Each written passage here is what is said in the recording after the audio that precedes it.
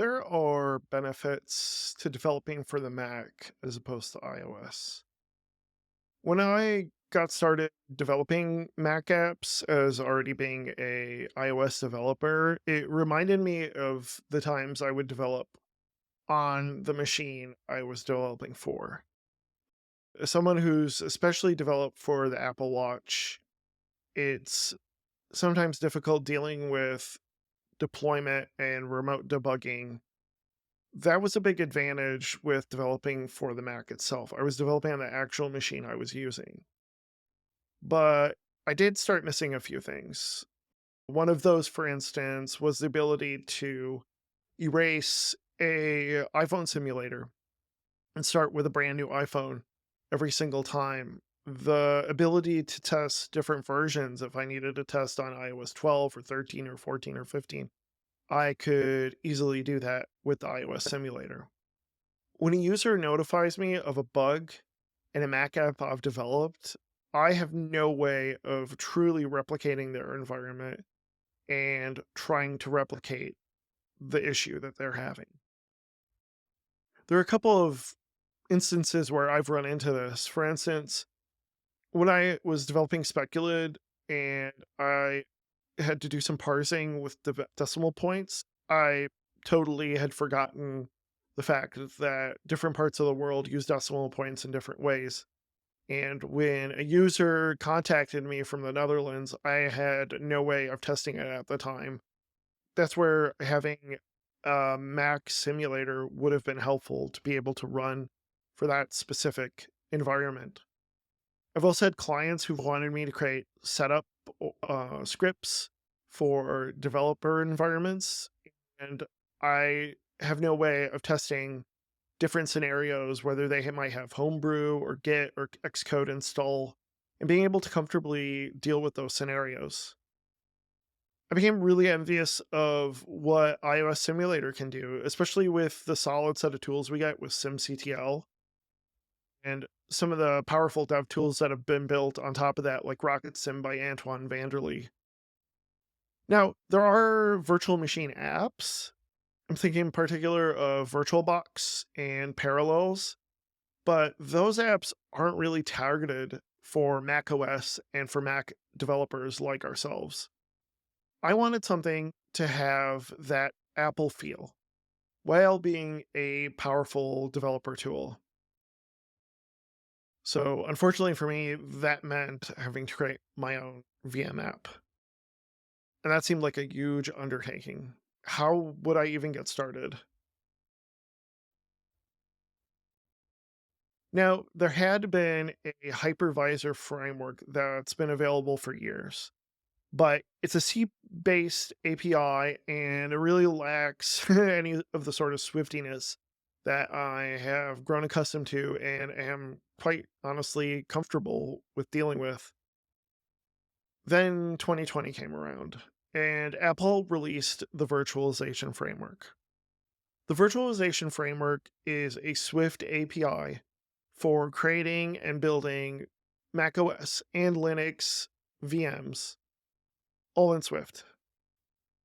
They even provide a really great sample project that I highly recommend you check out, where they go through and show how to set up a VM, how to set up the number of CPUs, the amount of memory, and how to install a particular version of macOS. Starting in the summer of 2022, I began work on what would end up becoming Bushel. How can I create an intuitive yet functional app for developers? The biggest challenge would end up being using Swift UI and also keeping the app sandboxed while using virtualization.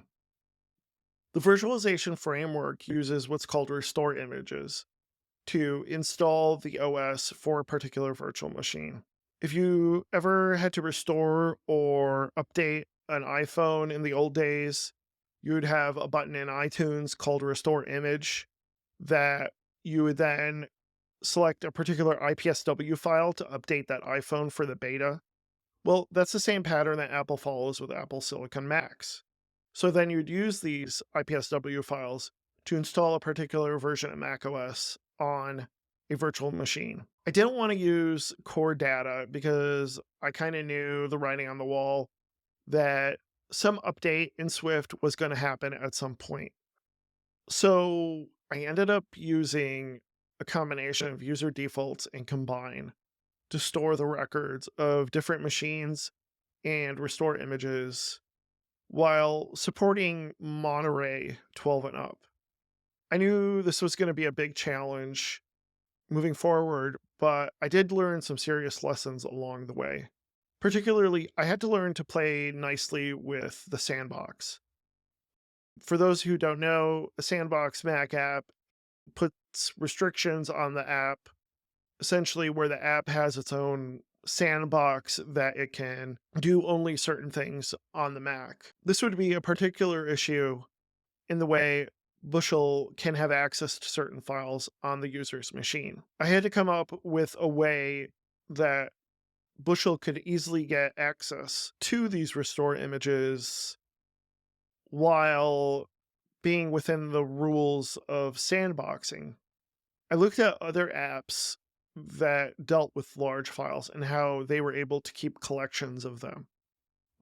One in particular that came to my mind was Final Cut Pro and the idea of a library for videos and video edits and clips and things like that. And so I ended up creating a library structure, file structure for the repository of images stored on the user's device.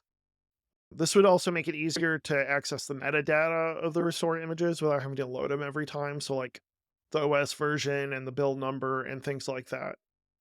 A lot of these IPSW files could be anywhere between 12 to 15 gigs in size. And by creating this library and giving Bushel access to it, it ensured that it was just going to be a lot easier for Bushel to access and deal with. The one API that Apple gives us that's supposed to help with this is the document-based SwiftUI APIs, but those actually ended up being more of a hindrance than a benefit. I think the document-based stuff makes more sense when you're dealing with smaller files that you have complete control over. However, in my case, like I said, the IPSW files could be as big as 15 gigs.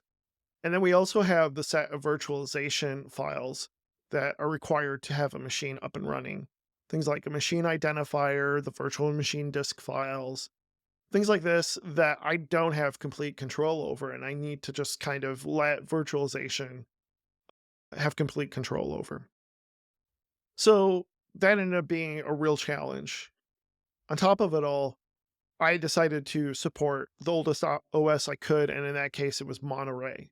Even though at the time Ventura had just become available, this made it especially difficult because I didn't have access to all the latest window management APIs that come with macOS and SwiftUI.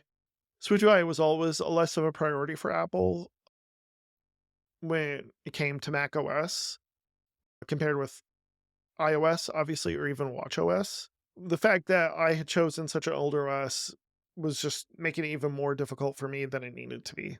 By the end of 2022, I honestly was just so busy with work that I didn't have time to really keep deep diving into it. I was honestly just distracted by other things going on with work. I figured by spring of 2023, it's probably worth me just waiting until dub. Surprisingly enough, there were some really good APIs that came out that year that really accelerated the pace of development when it came to Bushel. With WWDC, there's usually a few things I look for that can really give me a big benefit to building any app. And for me, I really hated the way I had set up the storage of what's called bookmark URLs or bookmark data. So the way sandboxing works is in order to keep access to files, you would store the bookmark data for the URLs that you need future access to. And I had ended up doing this by cobbling together some weird codable user defaults combined mess that was honestly pretty hard to maintain and keep going. I didn't want to go with core data because, like I said, I was worried it was going to be updated soon, and I was right.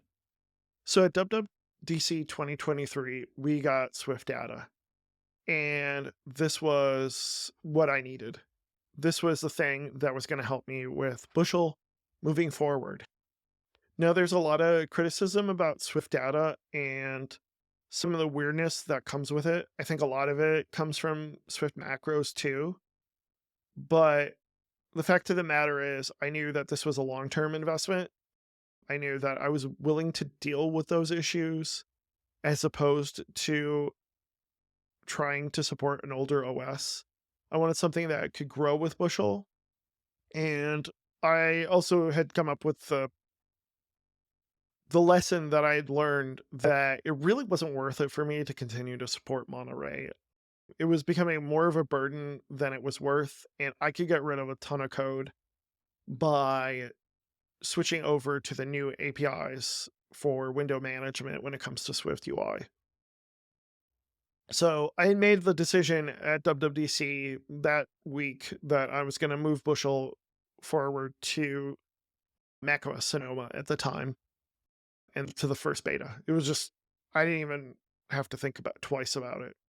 That meant that over the summer, I made big migrations, big chunks of code that were rewritten, yes, but just big chunks of code I didn't really need to maintain anymore. And that was a big, big deal. Like I said, Swift data, it's not perfect by any means. It's what I'd expect, honestly, from a first year API from Apple. The biggest hurdle had become, as anyone who builds using beta software, is the changes that came with Swift data every beta. So new attributes, new requirements, things like that. The other thing is, and I've talked about this before in previous episodes, is that with any new API, you come at it with preconceptions about how it should work. You think, well, this is the way that I've done database work, so therefore this is the way I would expect Swift data to work. But I have to do it the way Apple has designed Swift data. Some people may expect it to work like MySQL, Postgres, SQLite, but it's not like that. It's different. First of all, it's an ORM, right? It's not an actual, you're not directly writing to a database. And in my case, all my Swift database work in the last few years has all been in Fluent. For those who don't know, Fluent is the Swift database API that Vapor uses. So if you write a server-based Swift app, you would use Fluent to talk to MySQL, Postgres, etc., to both set up the database and also to query it. And that's what I was used to. I had done core data work, so it wasn't like I didn't know anything about core data. But there's just a lot of things that are very different between core data and Fluent and Swift data and Fluent. Additionally, there's weirdness with the way Swift macros works that I had to wrap my head around. The way they do relationships just isn't the way I would think about it. For me, like Swift data, it just comes down to like long-term support. I want to be able to just um work with something that Apple supports without having to pull in a third-party library. And I know it's going to be around for a while. So the one regret I think I would have is just the way threading works in Bushel and with Swift data. There is this idea of a model actor, but I have had a very difficult time finding good tutorials on it. I have a pretty good idea of what I want to do, but there just isn't a lot of tutorials out there for model actors, but hopefully that's something I'd like to employ in a version as soon as possible when it comes to Bushel, just to have a snappier API. So if you have any recommendations on that, please post in the comments below or just let me know on social media, because that's something I really want to take advantage of. The big updates that I made were just getting rid of a lot of the window management code. I had a lot of AppKit and URL hacks because that was the only way I could really open a new window or create a new window or focus a new window. And I was able to get rid of a ton of that code by switching over to Sonoma. And that was a big benefit. The thing I also got rid of, really happy with, was honestly using all the document based APIs. I got rid of all document groups in the app. I use only window groups. And that just made it a lot easier for me to deal with when it comes to saving and editing files. The document based API just is not a good setup for virtual machines and restore libraries. I'm pretty happy with it. There's a lot of things just I need control over. Dealing with customization when it comes to the open panel or the save panel from AppKit, improving the way session windows are run when you're opening a VM, handling window state. I could do that all through NS window delegates. So that was a big, big benefit that I was super happy with. And there's some code I'll share in the notes below that'll show how you can take advantage of some of that stuff as well. I'm sure there's blind spots. I'm sure I'm missing something that you get for free with document based apps, but still, I'm really happy with what we have in Bushel. So when it comes to sandboxing, I ended up storing those bookmark data in Swift Data. I have like basically a bookmarks table for every URL. And then those are linked to the different machines and libraries. And then I have my snapshots and my images and things like that. That was a big advantage. It just made it a lot easier to be able to access files. And that has worked out really successfully. I've had very few issues when it comes to sandboxing in that case and being able to gain access to those files. One thing that did come out with WWDC, there are a few new APIs when it comes to virtualization that I wanted to take advantage of, dealing with the display window and the new snapshot API. Before WWDC, I actually already had a snapshot API. I ended up using the NS file version stuff, which is commonly used with iCloud files. And that worked really well, actually.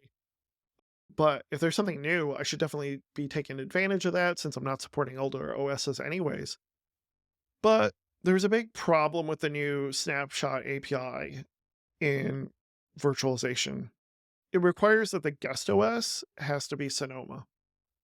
That's a big problem. If my app is going to support people setting up brand new VMs with testing something on Monterey or Ventura, that's not usable.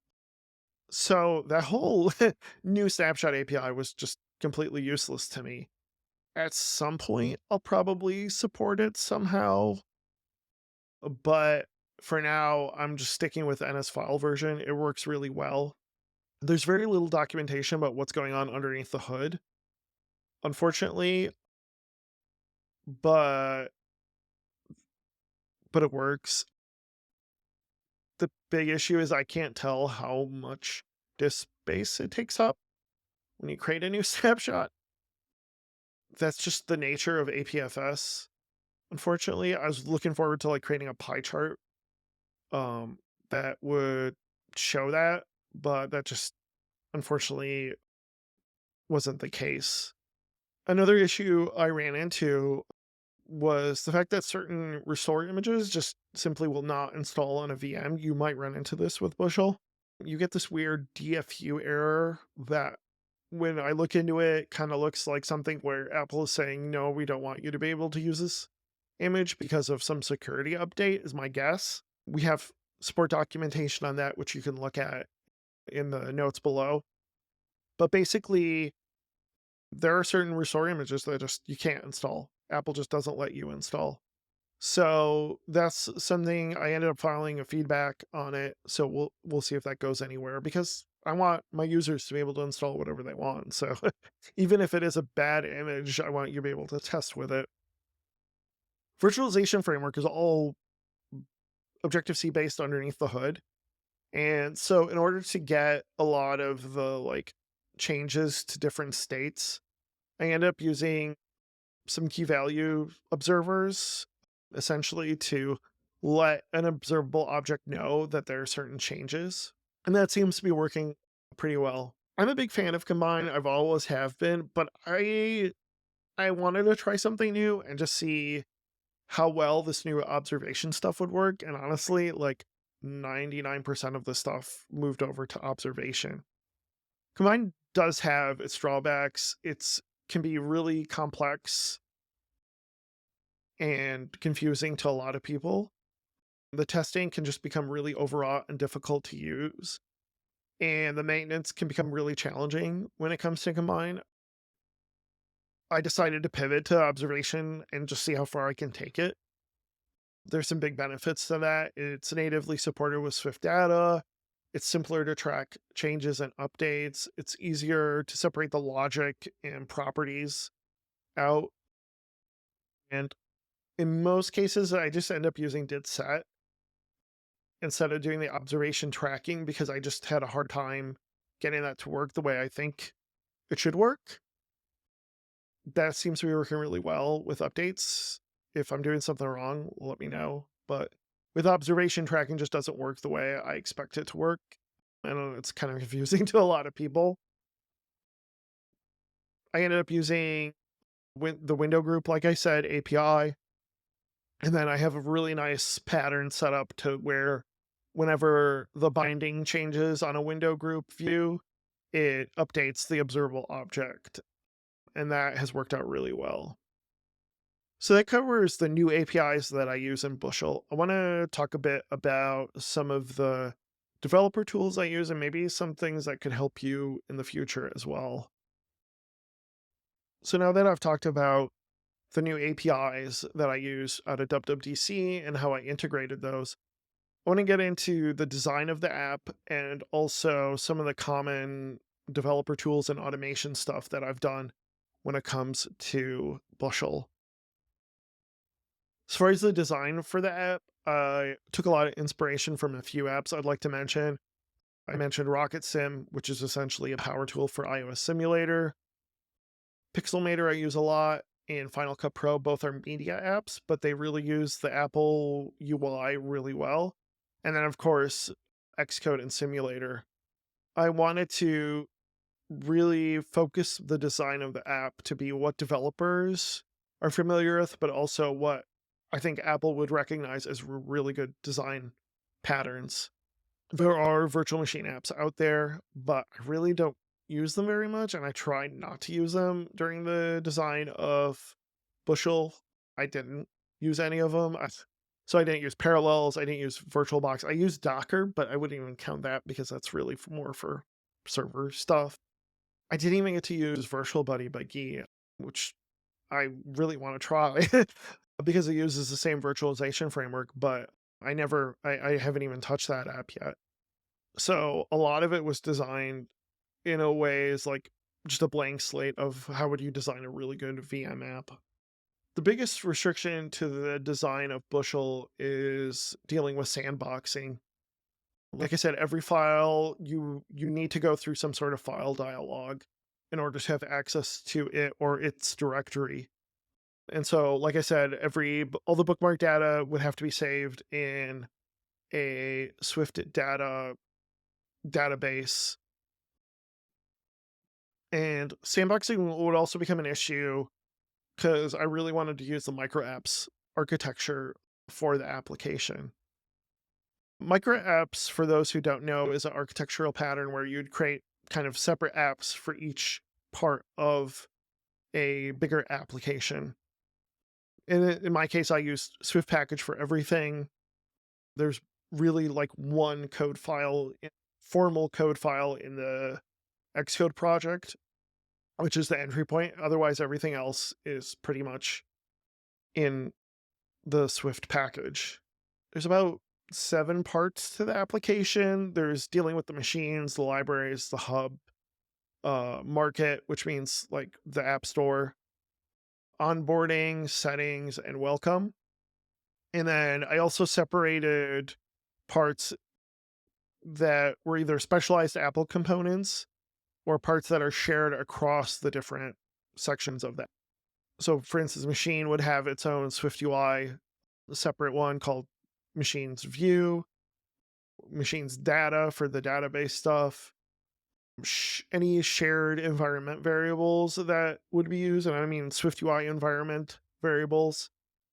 Any specialized Apple components like StoreKit would have their own library, and then all the virtualization stuff was in its own library as well. So the virtualization implementation of a machine, the virtualization implementation of a library, etc. Part of that was the intention of at some point supporting other systems, but also part of it was that I wanted to be able to build this on any OS.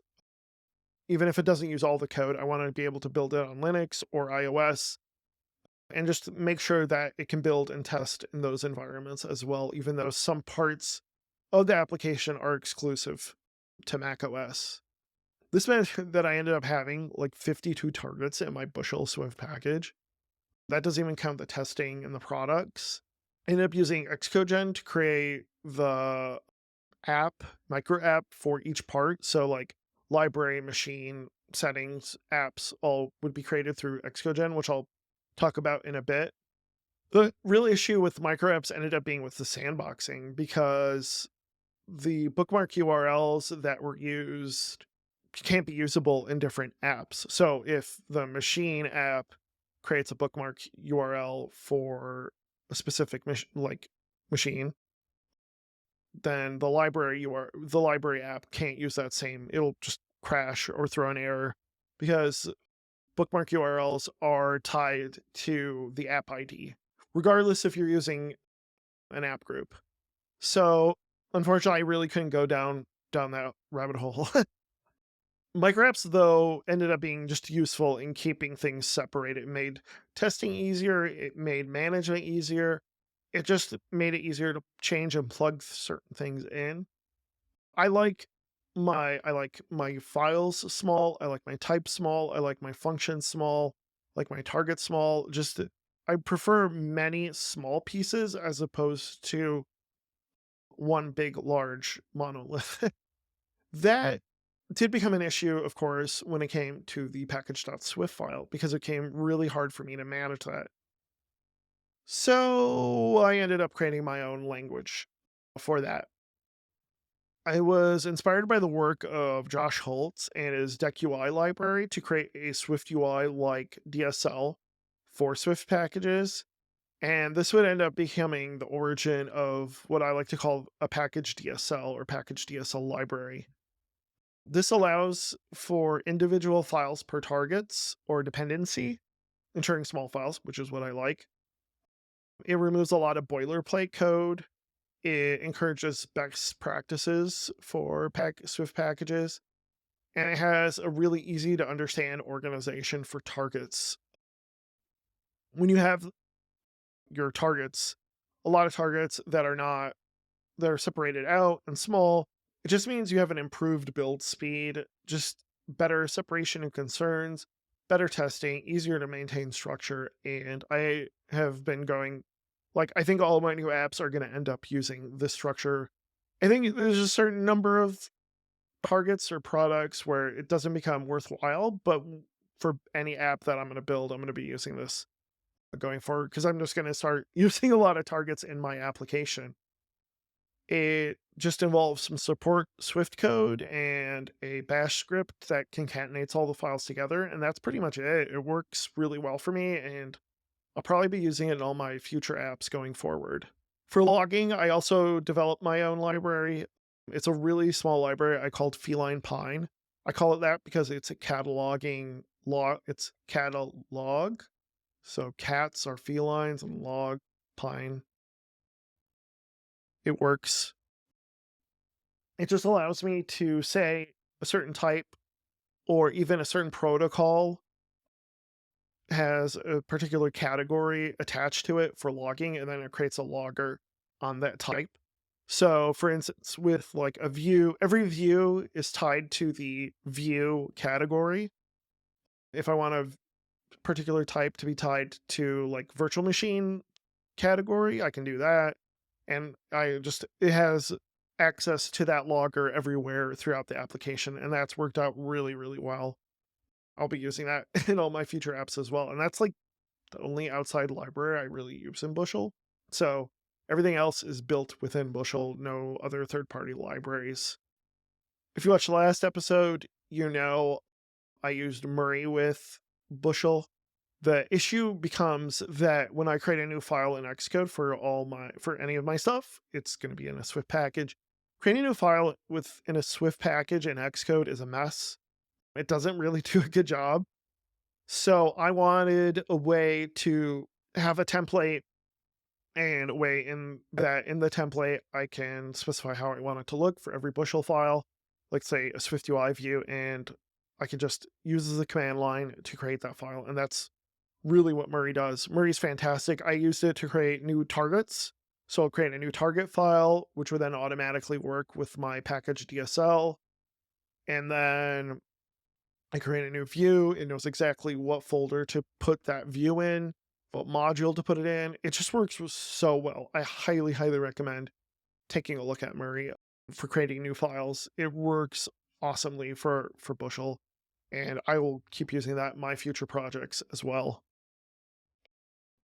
You probably heard me talk about Xcode Gen a lot, and it worked really well. It was kind of the glue that got the Swift package and the product all to work together along with package DSL.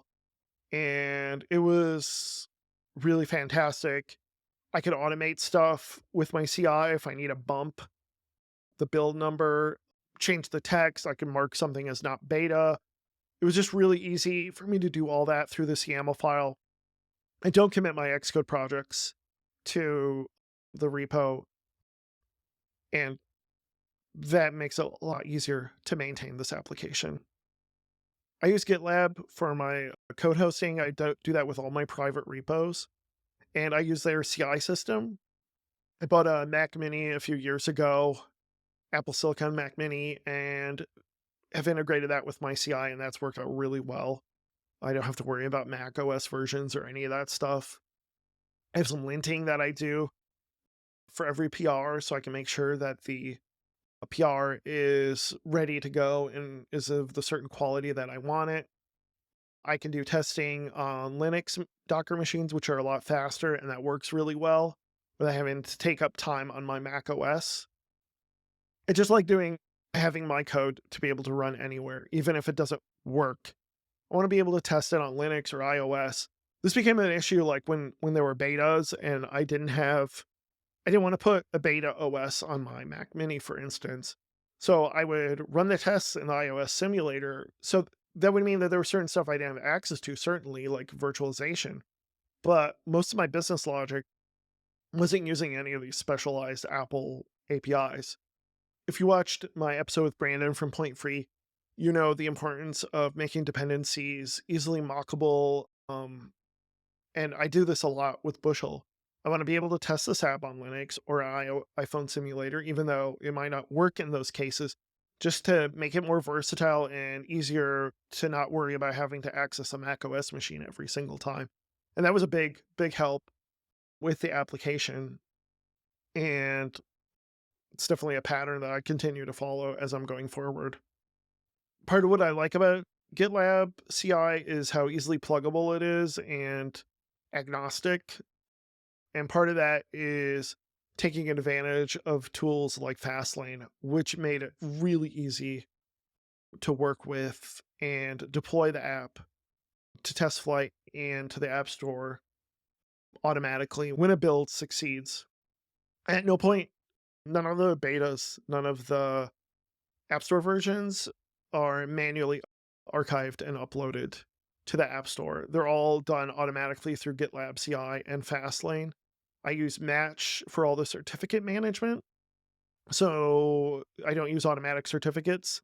I use one that's built through Match, and then I use Xcode Gen to tie the Xcode, the certificate to the Xcode project and to the app. And that's done all automatically. It works really well with Xcode, and I use a little command line tool called YQ, which is kind of like JQ for manipulating JSON, but this is YQ for manipulating YAML. I can then use that to update the project.yaml file with a new build number and with like any new metadata, like marking something as not beta or something like that. And that's worked really well. So that covers the automation piece. I think automation is super important.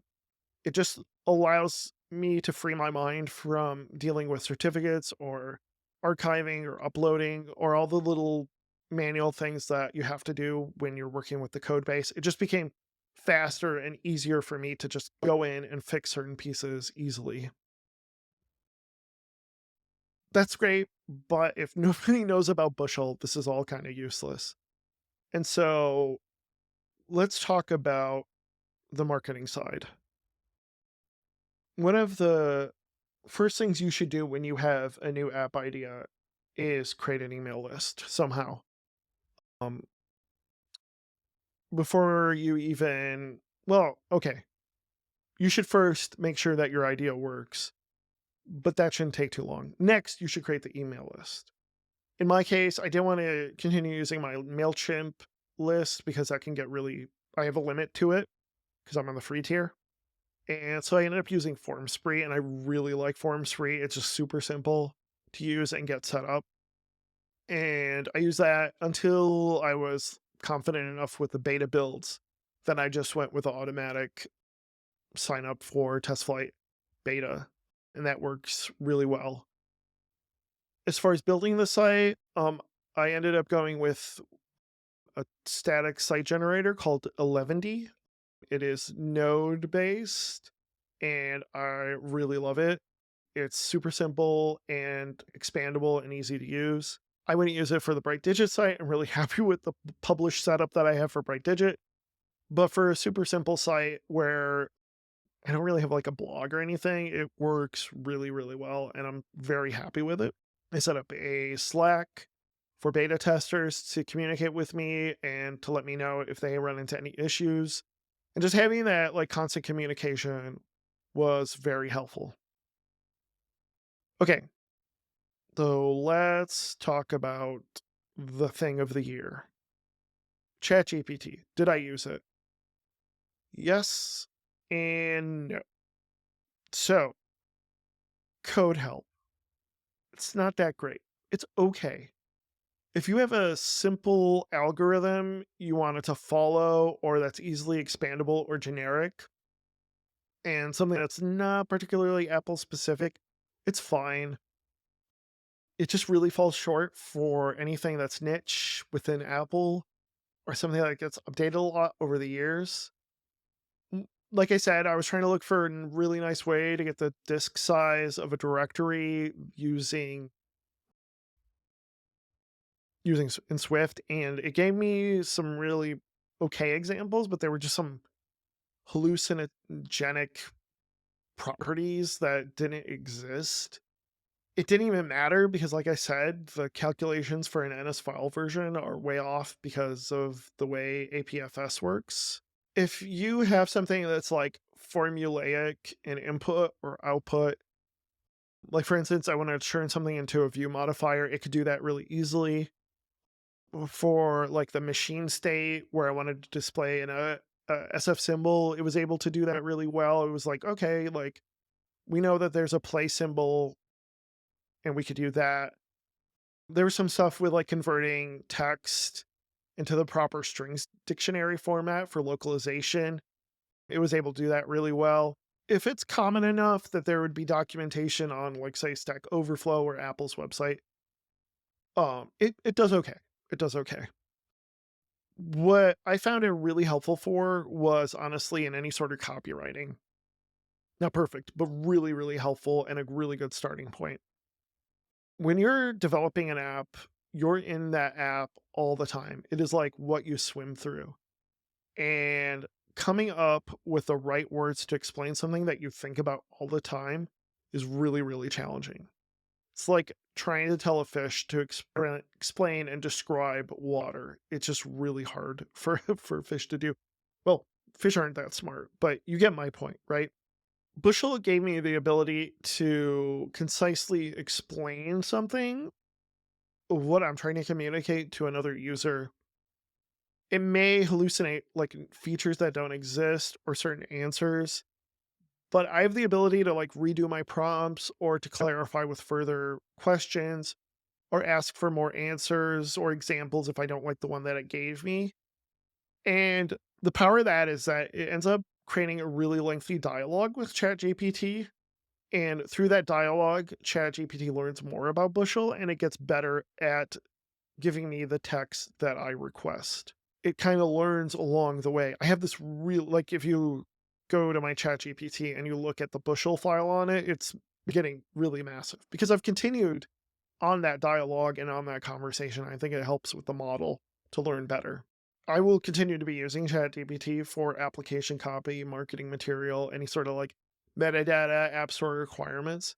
It's been a big help for me as a developer because, like I said, context switching from being a developer to a copywriter can be really, really difficult. One thing I did ask ChatGPT, interestingly enough, is what kind of future features should I have in Bushel? And gave me some interesting suggestions. But I do already have some ideas of what I want to do in the next version of Bushel and some new features that I want to do. My hope is that this is a solid foundation to build those features upon with 1.0. And so, besides fixing bugs, which are going to happen, here's some of the features that I'm looking at doing. One is a separate command line tool. So I want an easy way that somebody can go into the terminal and create a new virtual machine or import a new restore image or create a new snapshot easily just through the command line. I'm not sure I could do something like running an actual virtual machine and showing the window because the window needs Swift UI, but I think that's a really useful command line tool for a lot of people. Part of that too will involve maybe partially open sourcing sections of the application, the more generic parts of the app or anything doing with the command line tool. Part of that too is encouraging other developers to build extensions on top of Bushel. We did that episode with Matt about extension kit, and I definitely that piqued my interest with Bushel. And I think if it offers developers a really great opportunity to extend Bushel in any way they want, that would be great. That would also encourage more integrations. Like I said, I built the virtual machine system generic enough that we can integrate other stuff like maybe Docker or Linux VMs. The work that the Silicon and Tart teams are is really interesting, and I want to be able to integrate with those as well. And then encouraging the use of other hubs, as I like to call them, such as IPSWME, which has a great collection of restore images as well. The other thing I want to look at is making Bushel into some sort of service, make it more like a launch service, I guess. So looking at XPC, how would that work really well? How would that improve Bushel? Setting up a Vapor server so you can call Bushel remotely through an iPhone or through another device. If you want to run Bushel on another device, you can do that. I want to look at background tasks because there's a lot of stuff like keeping track of when you move a file or delete a file or things like that. I want to be able to do that easily. And of course, a menu app, being able to push Bushel into the menu, I think would be useful for a lot of people who just want to be able to run a VM without having to open the Bushel app from the dock. There's a lot of UI stuff I want to do. There's a lot of stuff I just did not have time to design when it came to the thing like the library or the machine. I want to be able to update that and just kind of use whatever feedback that I get from folks as well. I'm inspired, like I said, by Rocket Sim. So stuff like screenshots, videos, something with like share play or something where you can like share a screen easily of a VM would be really cool too. And then lastly is creating a non-sandboxed app for a VM, something like a Bushel guest tools that would give you, the host, access to the VM without having to go into the VM, be able to do things like SSH or to be able to enable certain features, things like that that an admin would want to do on a VM, essentially. So, and give Bushel direct access to that without going to the VM itself. So yeah, big plans. We'll see. You know, I think my what is it? My eyes are bigger than my stomach. So yeah, we'll see how much I can get done in 2024. Lastly, I want to thank you all for watching this episode. This has been a great year for me, and it's been a fun experience be building Bushel over the year. I hope you've enjoyed the episodes this year. Without your support, um, I don't think I can make this app a reality, honestly. It's been amazing. I want to thank all the beta testers as well for giving me really valuable feedback. And um, yeah, it's amazing that this thing is out. I'm really happy about it. If you have any time, please post a review of the podcast, like and subscribe if you're watching this video. I'd really appreciate it. You don't know how much it means to me when you do that. And more so, become a member of the Patreon. It's been a huge success. Please take some time, join the Patreon, and get early access to episodes if you want to just learn about the process of making these episodes. I'm hoping to do more videos, more articles next year, so we'll see about that.